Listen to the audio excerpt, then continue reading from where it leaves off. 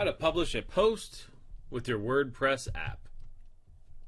First thing you need to do on your phone is find the WordPress icon, white W in a circle with a blue background. Select that. And if you are not already in the Crane Farm website, select that. To create a post, you should go to Blog Posts, tap that. Now, this is what it would look like if there are no posts, and there would be Publish, Drafts, Scheduled, and Trashed. Now, once you have a blog post in, you will see that you have two options. One for only me and anything that everyone else has published.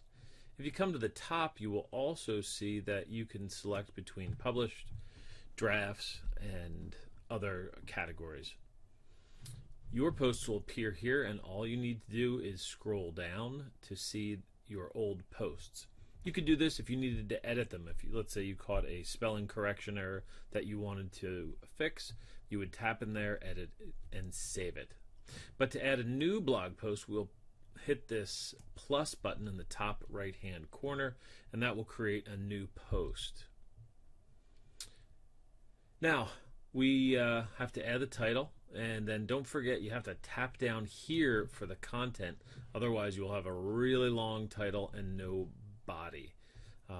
At the bottom left hand of your keyboard, somewhere down here, you will also see a microphone button. You can use that to speak in your text instead of typing it.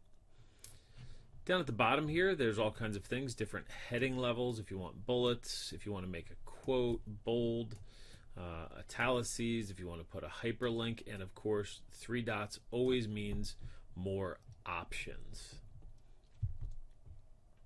Alright, so now you've put your title in, you have the content for your post. It's time to add a picture, and we're going to do that on the left-hand side here by hitting the plus button. Okay. Now, you can take a photo or simply select a photo from your gallery. And of course, this would mean more options. When you tap a photo from your gallery, it will show up as 1. You also need to insert it by tapping the Insert button. If you go back before you tap this, the photos will not appear. This number will change based on the number of photos you have selected. So if you had 3 photos, there would be 3 there. Okay, so now your pictures are in your post, and at this point, if you wanted to, you could post the pictures, and if there was only one picture, or even if there was several, one of those pictures would be used as a featured image. We'll get back to that in a second, but if you wanted to, quick post, right now hit published and you're done.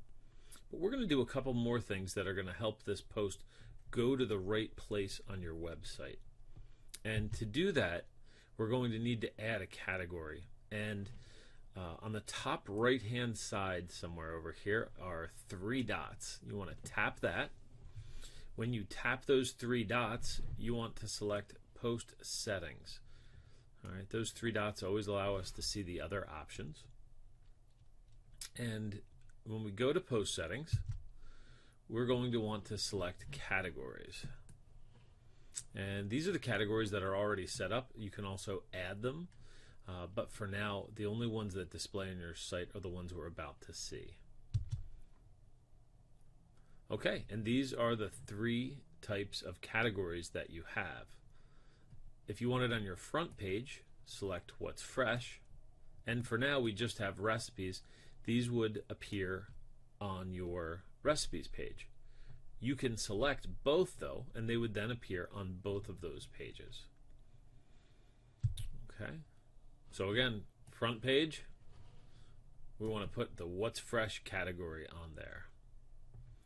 Now, a little unintuitively, we need to get back, and you're going to have to hit a back arrow like button here, not once but probably twice, to get back to your post.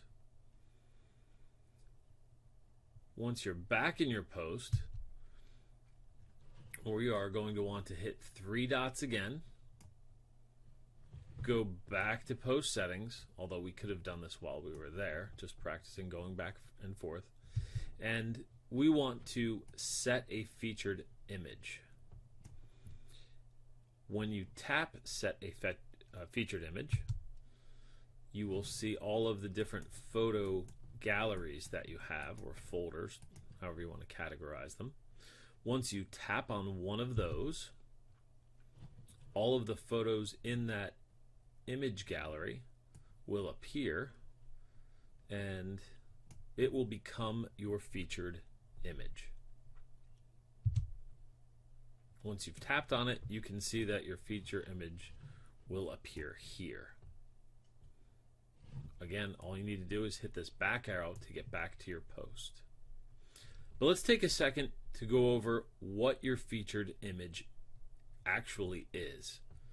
And to show you that, I'm on your recipe page. And the recipe page has these nice radishes at the top. That is the featured image.